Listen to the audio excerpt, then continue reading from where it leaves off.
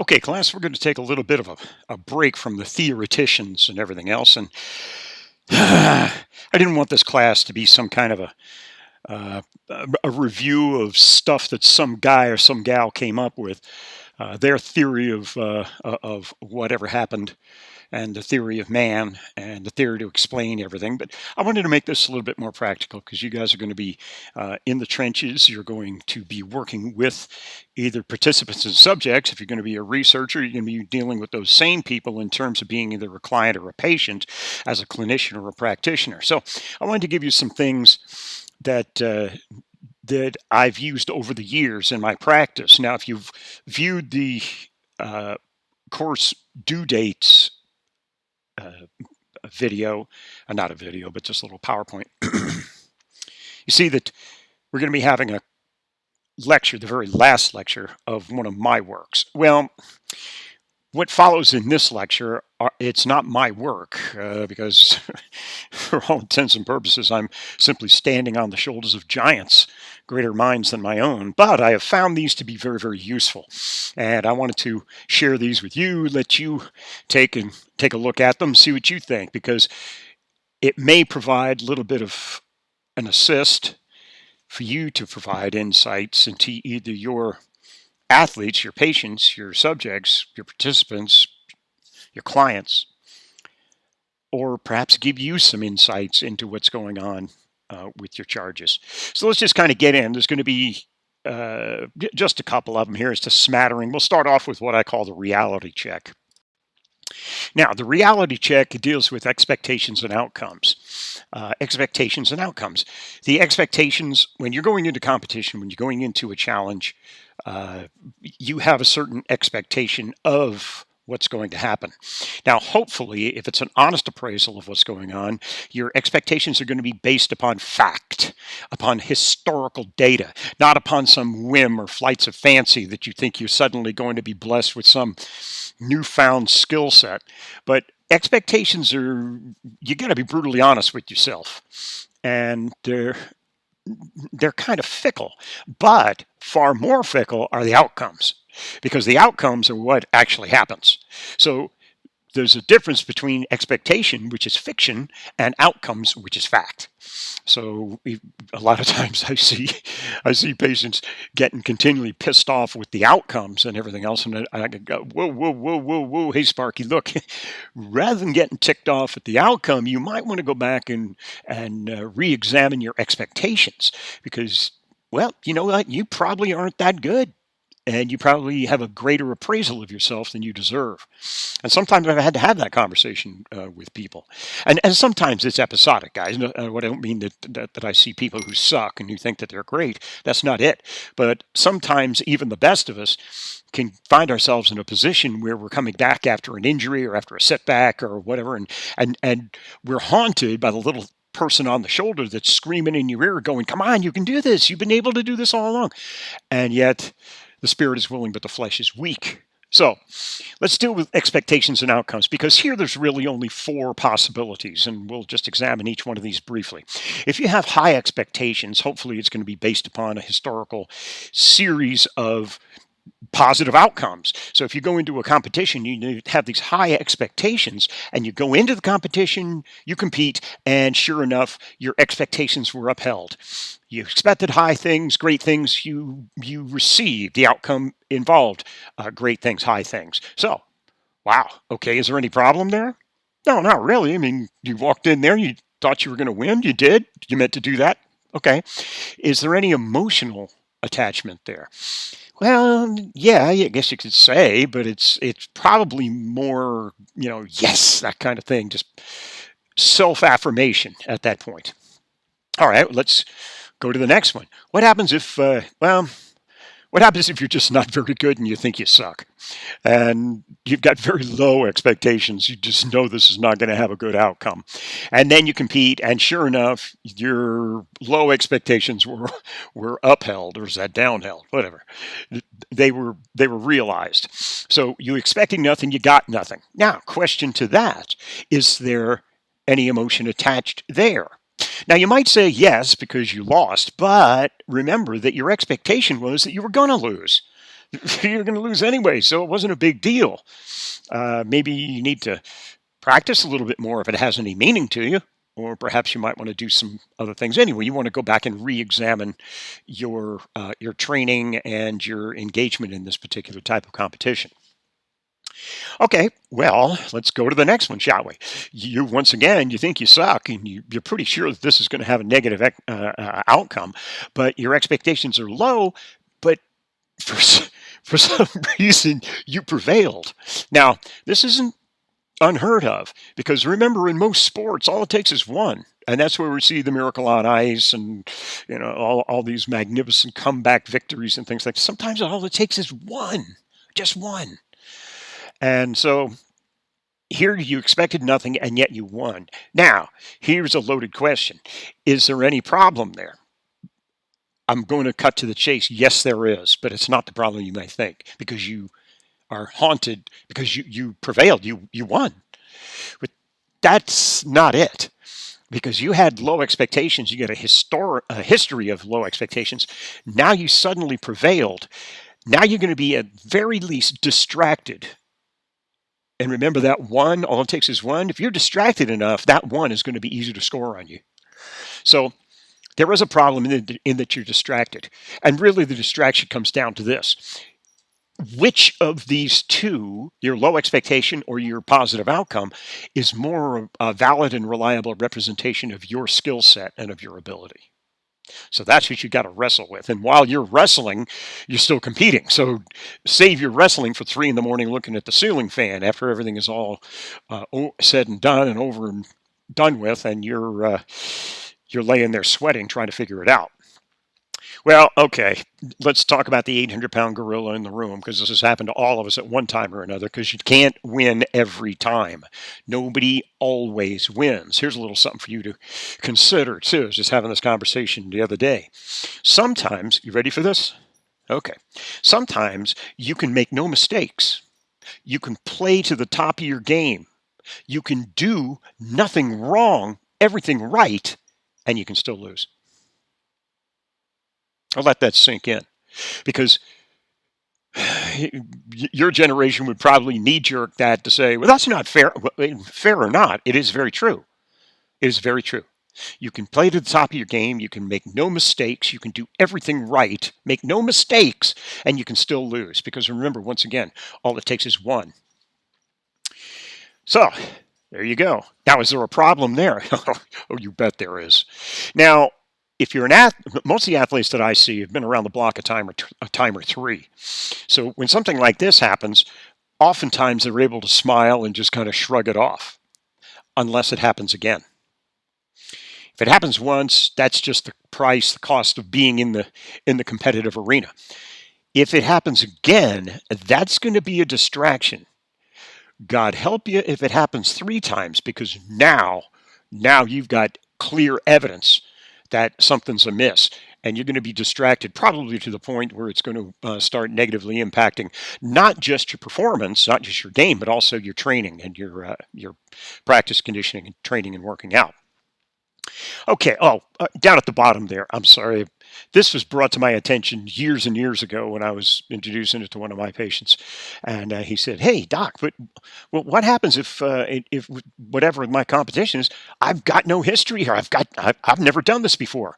So I don't have any history. So I have no expectations. And I thought, well, okay, that's fair enough. We'll just call that a question mark.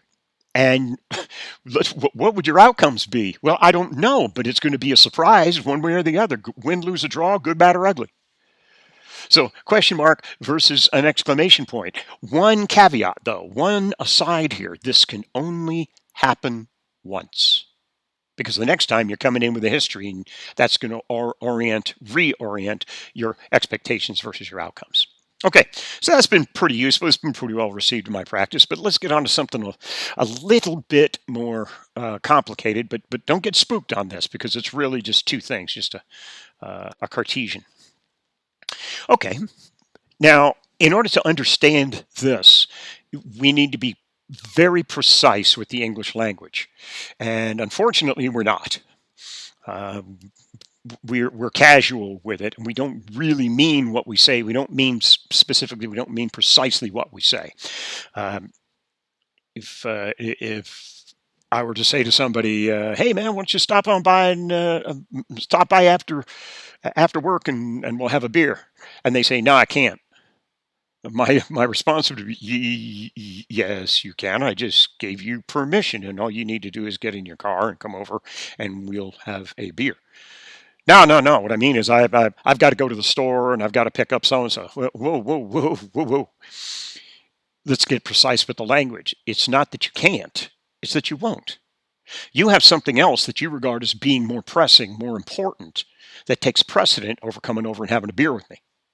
So can and cannot is different, very different from will and will not. Now, this may seem like a minor difference and a minor shading here, but to accurately understand and accurately diagnose where the problems lie with the performance of an athlete, you've got to determine whether this is a reflection of their ability or their attitude. And those things are, there's a little overlap, but the things are two very different aspects of the same coin. All right, so let's just review here. This is just a basic XYZ Cartesian. The important thing here is the Z Cartesian, which is the opportunity. It's either a yes or a no. And we'll go over this here. So starting at the top at 12 o'clock up there, we have ability. You either can do something or you cannot. On the altitude side, will versus will not. That's the 3 o'clock. And then here at about 1:30, we have opportunity, which is either a yes or a no. Now, let's get into it. Opportunity, yes or no. Attitude is will or will not. And ability is can or cannot. So let's talk about opportunity, because really, even though this is an XYZ three-dimensional Cartesian, the reality is that it's only two dimensions. Because opportunity, if the answer is yes, we simply eliminate it and we deal with ability and attitude. If the opportunity is no, we stop the discussion because you don't have the opportunity to do it, and to go any further would be fruitless. Why? It'd be pointless. You can't do it. Therefore, it doesn't matter what your ability or attitude are.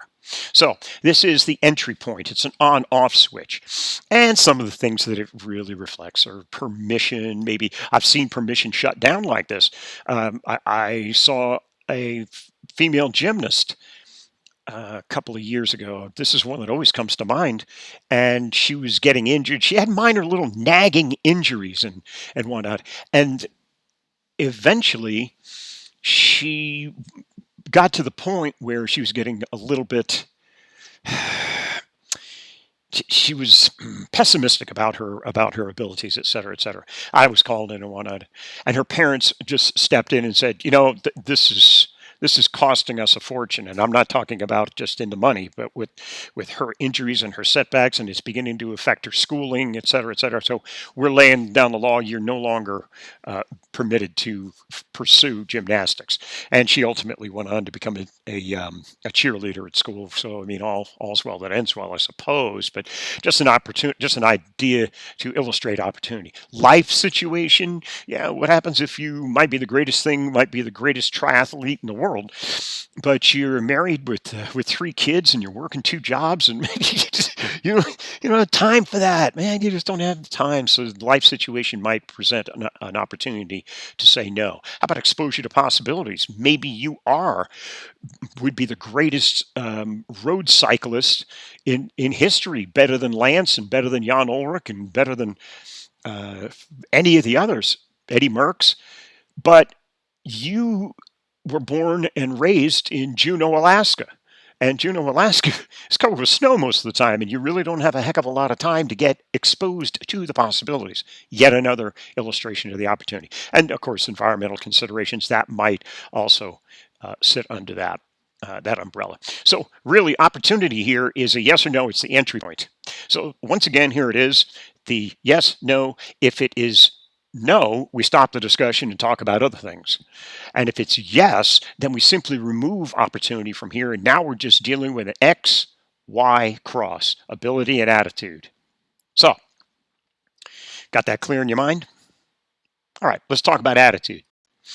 Attitude may address the desire, your engagement, your commitment, your discipline, your volition. In other words, whether you're doing this on purpose and you're doing it voluntarily, and your social support. Maybe you've got a group of people behind you. Maybe you're in a club. Maybe you're in a group. Maybe your family is backing you up. Maybe you've got a sponsor. Things like this.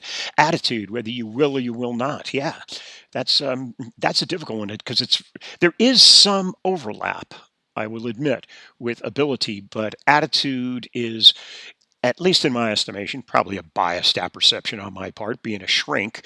But I think that attitude is probably more important than ability because I've seen attitude take people with lesser ability to places where they didn't believe they could go, and myself included.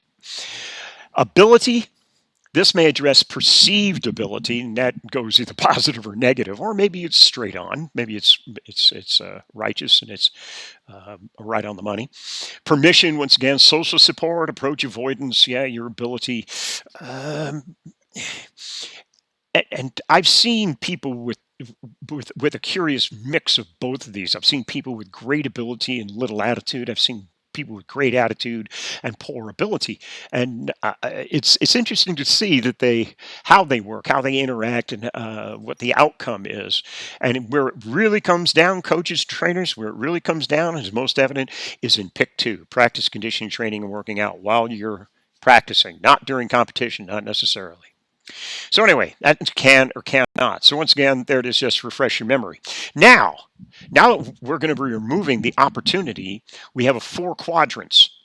We have the upper left, which is you can, but you will not. We have the lower left, which is you will not and you cannot. We have the lower right, where you cannot, but you will. And then ultimately we have the upper right, which is the can and will. And here's what it looks like if you put a box around each one of these things and make it into a quadrant. There you go.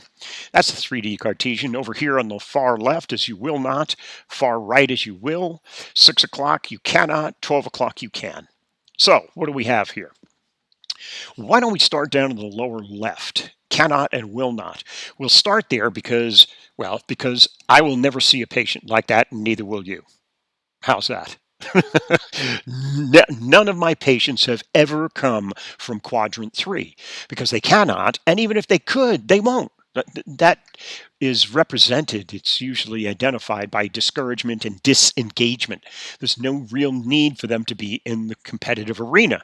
They don't want to be there, and they couldn't be there if they wanted to. So that's a non-starter there.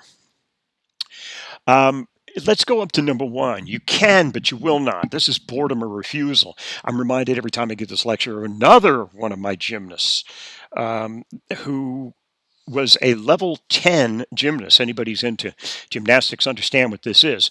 This is right at the very top. Right at the very top. You go either elite, where you're looking for an Olympic jacket, an Olympic team, or you go in level 10 and you're looking for a college scholarship. Anyway, I remember a level 10, and she was great. She was really, really good, had a lot of talent. And then one day she just decided she didn't want to do this anymore. Forget it, man. She was spending 3-4 hours a day, 6 days a week in the gym since she was 3, and she was about 14 at the time. Come to find out, well, her parents brought me in, and they were frantic because, my gosh, she was getting ready to go to a scholarship in one of the big southern schools, Auburn or UF or something like that. Don't remember which one it was. But anyway, I asked her, I said, do you want to quit? She said, yeah, I don't want to do it anymore. I'm done. And I turned to the parents and said, well, okay, what do you want me to do? She's already made the decision, and you can't push string. So ultimately, what it was found out, she discovered boys. I'll just leave that one with you. She discovered boys, and ultimately she too became a cheerleader in school because she ceased being homeschooled and ceased going to online classes and whatnot, went to school and became a cheerleader. A great cheerleader, but a cheerleader nonetheless. All right, let's get on down to quadrant 4 here. Cannot and will. I see this a lot. A lot of my patients come from here. Matter of fact, 80% of my patients come from down here. They cannot, but they will. They want to so badly. They're frustrated. They're embarrassed. A lot of them are injured. A lot of them are coming off of injury. Sometimes it's a problem with a batting slump or maybe they've got fear or something. Maybe they're just having a rough time of it. Maybe there's things going on in their personal life. But anyway, cannot and will. I see most of my patients coming from here. Ultimately, we're, of course, working our way up to section 2 here, quadrant 2, which is you can and you will, optimally encouraged and motivated. So frankly, if you look at this, all 4 of these, what we're trying to do is move everybody, regardless of from whence you came, to the right and to the upper right, the furthest you can get into the upper right up here where the edge of will and can exists. Because remember, analytic geometry and algebra and whatnot, remember the little tick marks, there's positive and negative, positive, and you can graph all of this. You can graph their movement, how well they're doing, what their motivation state is, and their encouraged state. Da, da, da, da, da. So anyway, that's just another way of explaining things, put things into a visual representation. All right, well, let's talk about the elements of an exercise prescription, the stuff that we as exercise scientists use to write exercise prescriptions. This is how we devise them.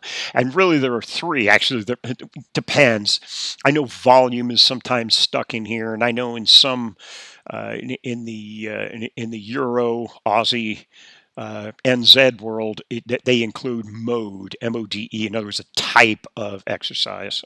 But anyway, here, this is defined in terms of duration, intensity, and frequency. Now, if you take a look at this, duration and frequency are time elements, and intensity is an energy element. So duration and frequency are important when you start talking about time. And remember, time and energy are the 2 things we talk about. We're going to continue to talk about too in motivation here, because these are the 2 currencies, resources that we have at our disposal, both personally and professionally, with our athletes, with ourselves. How much energy do you have, and how much time do you have? And more importantly, how are you going to allocate them? How wisely? How effectively you're going to be able to put the 2 of those together and expend those 2 resources. So anyway, duration is how long a session lasts, and frequency is how often a session occurs. And so that's the time base. The energy based here is intensity, typically the level of exertion during a session here. And this is how much energy is expended. Now, this last 3 slides, let me just, this is just an aside here because I wanted to introduce this. It may come up. I believe it comes up in a couple of other lections, so I just wanted you to attend this one.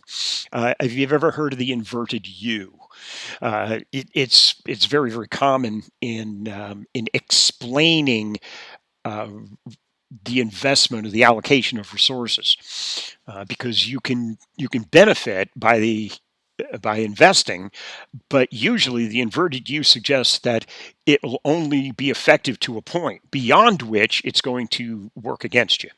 So here, take a look at this, the X and Y axis here. Performance on the far left over there, from poor, which is 0 right at the apex, on up to better and better and better, to better performance. And then across the bottom is the emotional arousal. In other words, how jazzed are you? Low, under aroused down here again at the apex. And then as you proceed to the right, you become more and more highly aroused. Well, it shows that as you begin to get more aroused, the potential for your performance improving is significant, and it will improve, and it will improve. And of course, this is a generic model. Some are much more steep, some are much more graded, and we'll explore that in just a second. The point I want to make here, up at the top says maximum performance, and you look in just below the PERF, see it's like a straight line right there. So that was that was the optimum. That was the optimum. That was not the maximum. It was the optimum. Because maximum, if you continue to go on and you get down here towards poor performance, the further you push, the more jazzed you get, the more careless you get, the more you lose your form, the more you get off base, the more you abandon your training, and you get in your own way. It's all too common, all too common.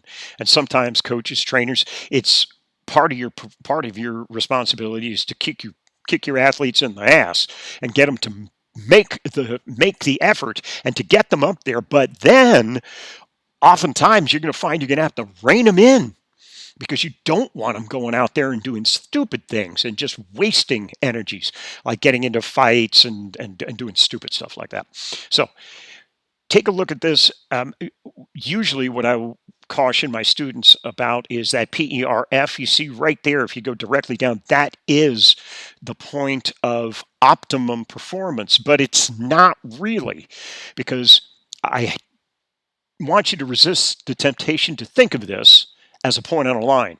I would prefer that you go directly under the M in maximum and then directly under the E, the final E in performance, and you see that little slice right there, that parenthetical range. Yet that is your optimal performance zone. That's where you want to be. Don't try to aim for a point on a line because you'll either over or undershoot a little bit. Aim to get your athletes up there and have them learn to turn it up and turn it down, to turn it up and turn it down as is seen fit, as is necessary. Well, again, this is generic. This is not true for all sports. Matter of fact, most sports are very different. Take golf and weightlifting. Just side by side here. And of course, this is just a representation. Once again, golf does not require as much emotional arousal. As a matter of fact, if you play golf, you know that if you get emotional out there on the golf course, you don't need opponents. You're going to defeat yourself because it doesn't require that kind of explosive effort. He requires effort and concentration and discipline for 18 holes, which usually translates to between 3 and 4 hours out there, most of the time spent waiting. So golf's a very, very interesting sport. Weightlifting, on the other hand, powerlifting, wow, that should actually be almost like a parabola, just a huge burst, a single burst of energy. What's the old expression with powerlifting? You don't cross a chasm in 2 easy leaps. No, you do one lift and you either score or you don't. But anyway, just to illustrate the difference between the two types of sports, and then you can fill in your respective sport in there and kind of play with it for a little bit and try to establish your own parenthetical optimal performance zone. Now, finally, let me just give you this piece at the very end here. Again, being precise with the language. Many coaches have. Yeah, I don't know whether any coaches ever told you this. They've told me this. Fisher, you're not giving me 100%. Come on, I mean, you're not trying hard enough. When in fact, I was working my butt off. I was giving you. I don't know what else I could do. But what they were talking about, and what I've discovered after many, many years in practice and in personal experience, is that the coaches don't mean that. They don't mean that you're not trying hard enough. They mean that you're not trying long enough or you're not trying often enough. Because remember, if trying hard enough is your problem for the exercise prescription, you've only got one level of energy exposure and energy expenditure, and that is your intensity. Here, you're only talking about 1/3 of the equation. If you get into this and you begin to think in terms of trying often and trying longer, now you're dealing with at least 2/3 of the equation. You ever really want to blow a coach's mind when they're sitting there and you're just not having a great deal of success, and they just finally say, "Okay, come on, let's just call it a day." If you have one of your athletes, they're going to blow your mind by saying, wait, coach, I've almost got this. Look, just let me do a couple of more times. I've almost got it. Just please be patient with me. I've almost got it. Give me just a few more tries. Okay, Sparky, just back up, put your arms across your arms and sit there. Okay, Sparky, let's see what you got, pal. Anyway, most literature and common practice reflexively or automatically recommend to try harder for perceived motivational problems when, in fact, and I always want you to keep this in mind, you will probably experience considerably more success in practice, conditioning, training, and working out. Remember the pick two: practice, conditioning, training, and working out. If you allow them to try more often or try longer. Persistence. Remember that word because it's going to come up again and again and again in our lectures. Okay, Well, that's about all I have for this until we get into something else in the next show.